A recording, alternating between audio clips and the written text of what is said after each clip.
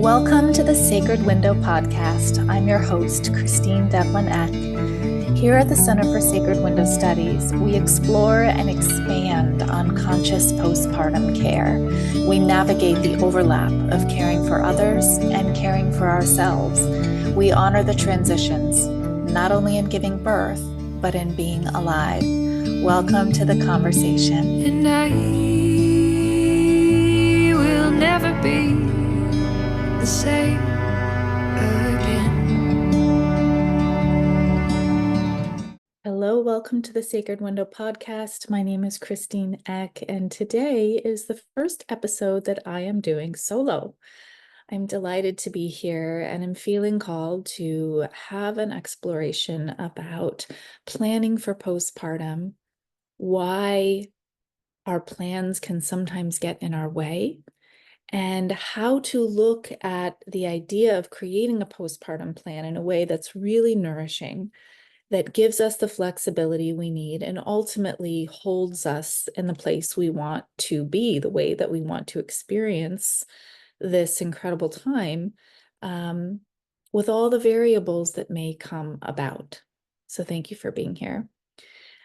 When I first trained in birth work, it was as a birth doula, and we talked a lot about the birth plan and creating that and the difficulties that came about within that. Oftentimes people would have very clear ideas about what they wanted their birth to look like, and then, as we know, our bodies and our babies are going to have their own plan and way that they come into the world, and that may not align with our birth plan. And then what happens is we may end up feeling like we failed our plan, like our body failed us, like we didn't have the birth that we wanted, and now there's a problem that we have to overcome.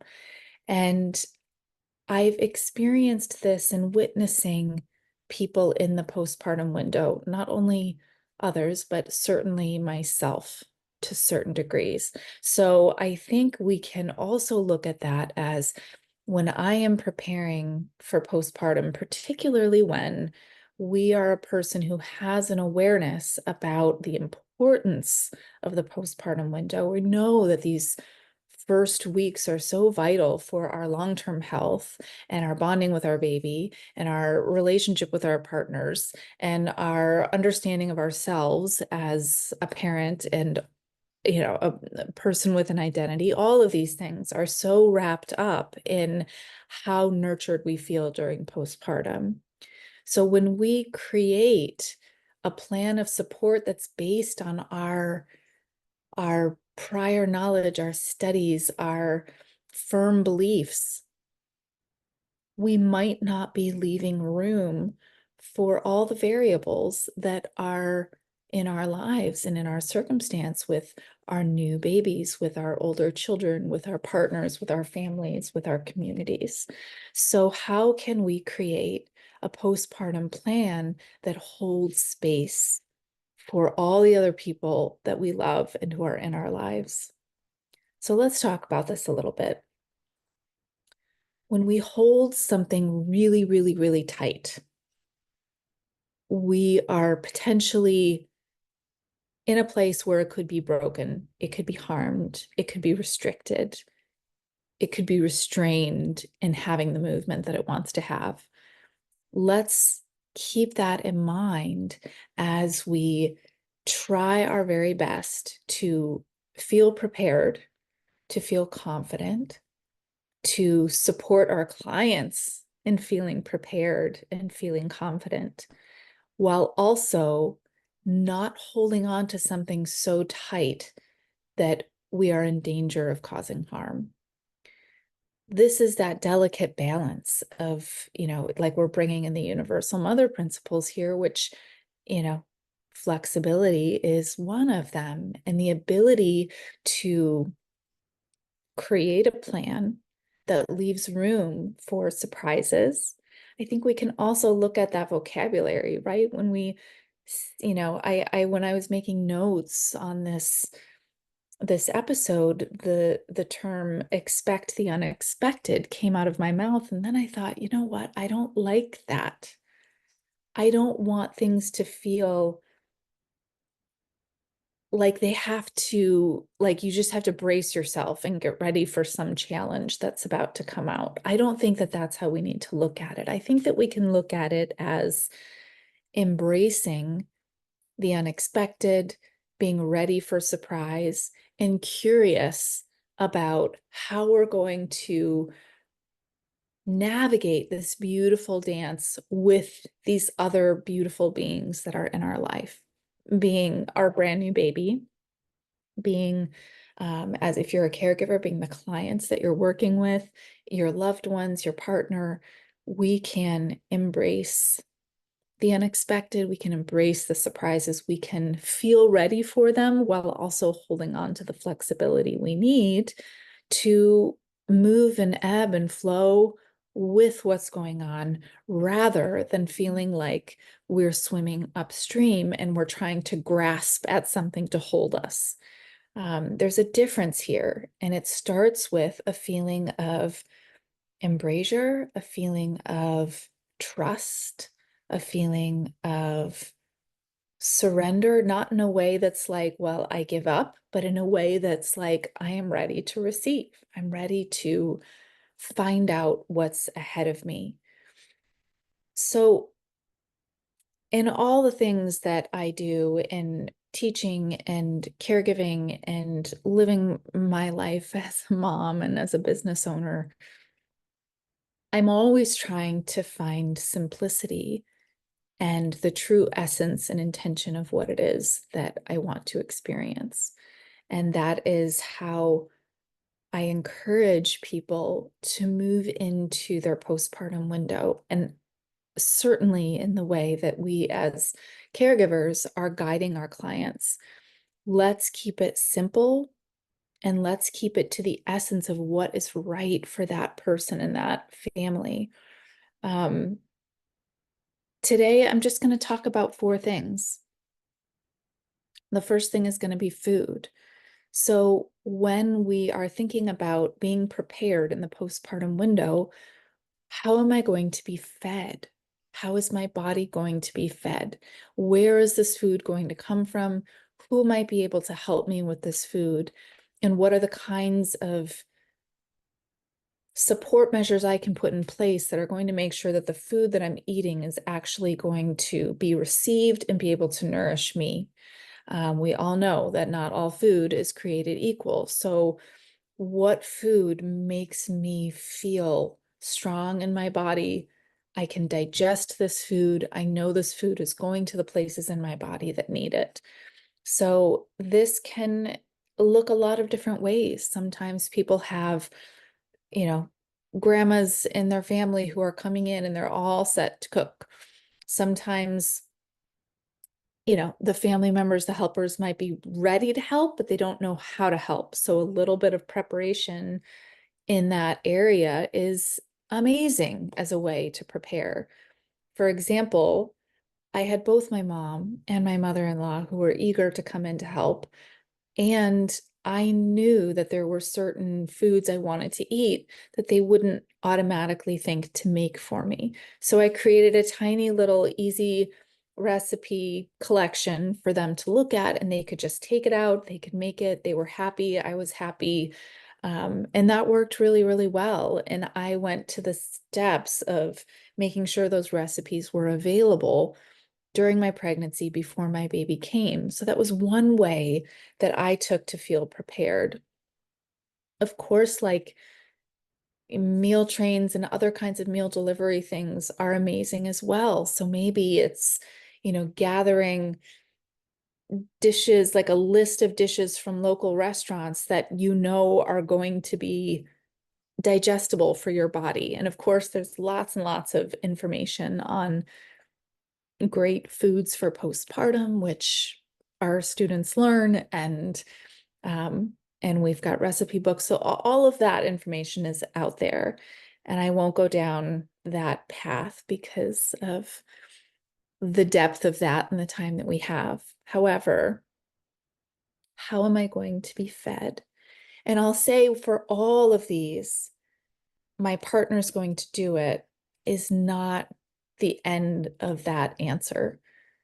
Of course, if our partners are able and willing and we have that, yes, partners are critical in us feeling like we've got support and like we are mothered and all of the things that contribute to us feeling, um, the long-term results of a cared for postpartum window on all the different levels of health.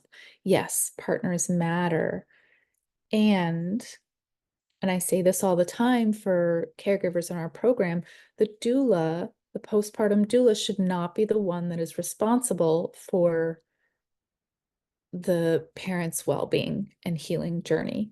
This is a group effort and requires this level of preparation to think about who is holding what and when, because one person cannot effectively hold the entire thing by themselves. That person too needs to rest. That person too is going to have to learn a lot about this person's healing journey and how to best support that. No one person is going to have all of the answers for this person's journey back to strength and vitality. This is going to require a beautiful cooperative effort. So this leads me to a care circle. This is something that we're exploring a lot and we're going to be talking a lot more of and creating, hopefully, care circles around the world to help support people. In essence, who are the people who have different roles to play in postpartum healing? Off the top of my head, and I won't go super far into it, we do have students complete a resource and referral guide as part of their program for their community. Who are the support people who are doing X, Y, and Z? I don't have to fill every single role. There's no way I could fill every single need for each person that I support. So who are the lactation consultants in my area? Who are the people who practice body work for postpartum? Who is the person who knows how to do infant support for craniosacral therapy or whatever it is that I feel most drawn to, and who potentially can really support me if there's an issue? Where are the places where new moms are plugging into, where people are available and know answers for things that come up for new parents? This is something that we can be prepared in advance of, even if we don't know what's going to come up for me. I may not know that my baby is going to have trouble latching on. I may not know that I'm going to experience difficulty in breastfeeding. However, I can still have an awareness of all the helpers along the spectrum for this window of time. So in essence, I am giving myself the understanding that there's a community of care here, even if I don't need that. And there's, something in this that I'm always careful about because I want to put it out there that I'm going to have an amazing postpartum window. I am going to feel cared for. It will not necessarily be easy, and that does not, I don't care about that. Things can be hard, and we can still feel successful. Things can feel depleting and tiring, and I can still have heart. So how can I create a window that is healing and transformational, even if it's still hard? So I don't want to expect that there's going to be this problem or that problem or another problem. I'm not waiting for the shoe to drop. I'm simply putting together a plan that is all about making sure I am nourished no matter what happens. I am nourished here because of this. I am ready for anything because I am not alone. This is about what creating the circle of care is. It's a subtle way of almost making sure that we don't even need those people, because we've created an understanding that no matter what happens, I'm held. So this is really important.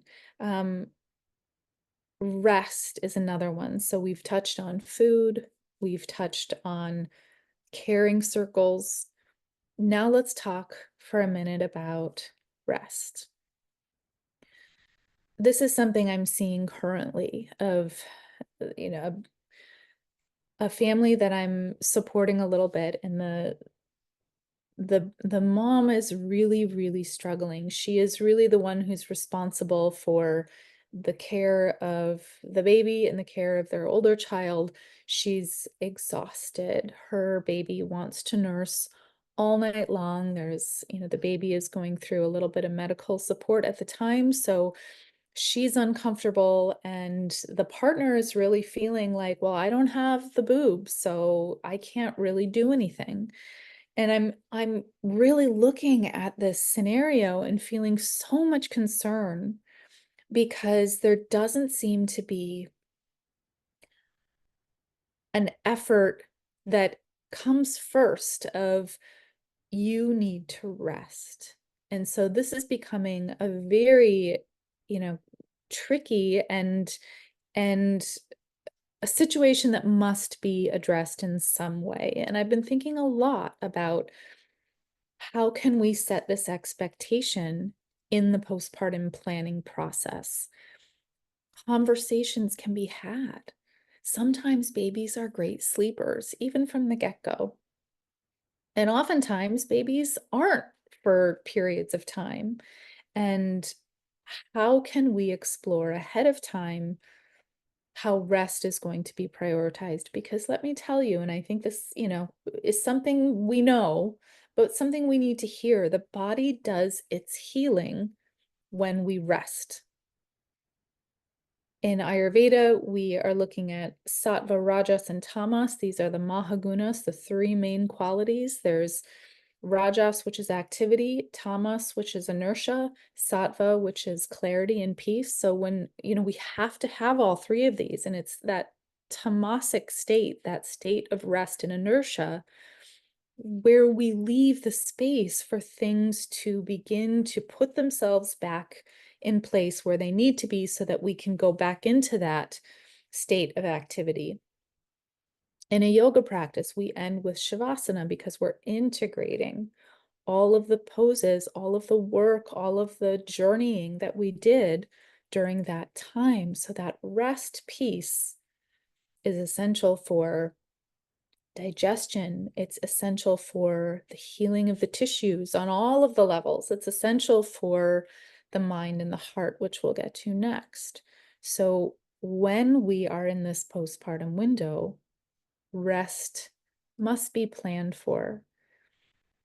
And if it doesn't turn out that the nighttime is when the rest is happening, then something needs to be arranged so that that person can have the rest they need during the day in order to maintain their energy during the evening. So this is something that's huge, and it's something that in many cultures in the past, there would have been people, there would have been family, there would have been sisters and friends and aunties and grandmas, like they're taking over so that the person just could be in bed and resting. And that's so much more challenging in the way that we navigate our lives now. We often don't have family close by. We often don't feel confident enough to ask for support. And this is something that altogether we need to put an effort into saying, no, are you sleeping? Are you resting? And if not, how can we get you some rest? And that is something that partners have to be on board and ready to support with. There's absolutely no reason that someone can't work out with the people they live with to get a nap, to get some rest. And ideally, there's a lot more than that.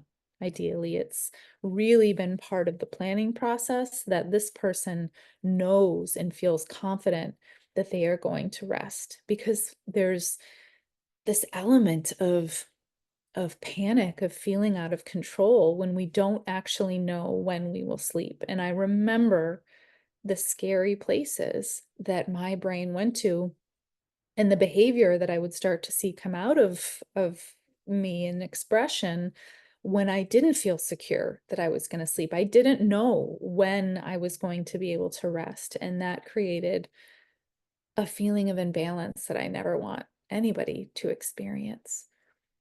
And I think some of that could have been alleviated. I know it could have, if we had had those conversations and created a plan around that ahead of time. And the final thing I want to talk about is the heart and the mind, and how we feel is the ticket to how things tend to go.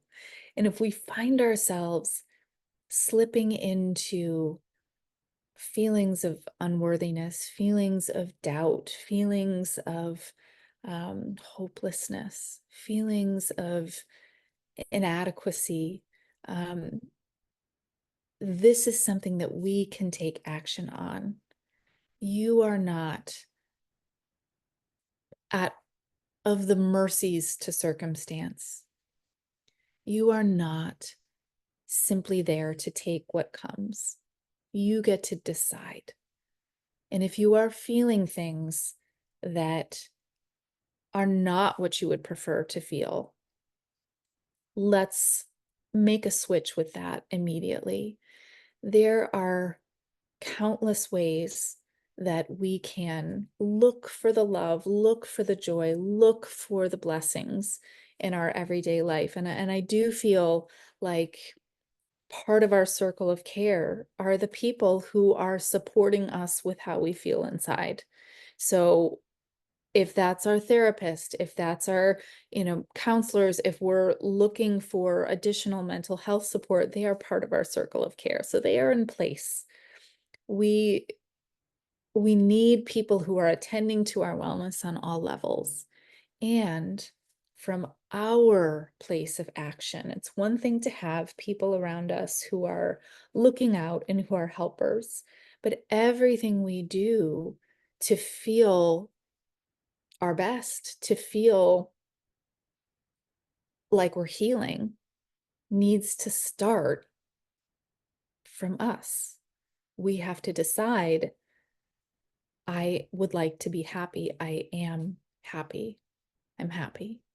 I'm moving towards finding joy in my baby, finding joy in the color of the sky today, finding joy in the smell of this candle I'm going to light, the taste of this tea that I'm going to sit down and drink, the feel of the pen in my hand and how it feels as I write in my journal, even just a sentence before I'm interrupted and I need to be pulled away. We get to create whatever it is, what we need to address our heart and our mind. And I never want anyone to feel as though they don't have power. We have power. We have power every moment. And though things might not be just the way they are all around us, we have the power to begin and initiate a change to that circumstance. So I feel as though this is a conversation that will go much farther. I do feel like there's so much in terms of action that can be taken, and each individual person in their plan is going to create a unique version that speaks directly to them, to their lifestyle, to their family, to their resources, to all of it. Ultimately, it's having the conversation and starting to write down the plan that feels nourishing, that feels flexible, and that feels like you are being held, because you deserve to be held. I deserve to be held. The caregivers in this world deserve to be held. And that's a whole nother conversation about how we can move together in caregiving circles to make sure that we feel resourced at the same time that we're giving to other people. So I hope that this conversation has given you a little bit of motivation if you are preparing for your postpartum window, if you are working with families as they prepare for their postpartum window.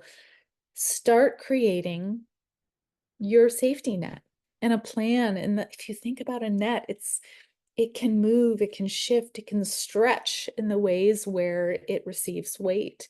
So let's weave together a beautiful safety net of preparation to support you in any of the ways that you need to be supported, whether or not you're in postpartum or not. So it's my pleasure to continue to talk about this. It's my honor to be in this field and to connect and to continue to learn. And thank you for listening. Thank you.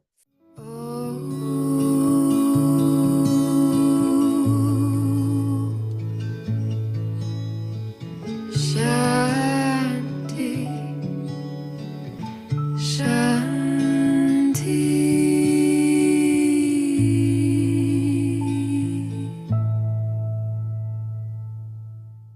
The Sacred Window podcast is brought to you by the Center for Sacred Window Studies.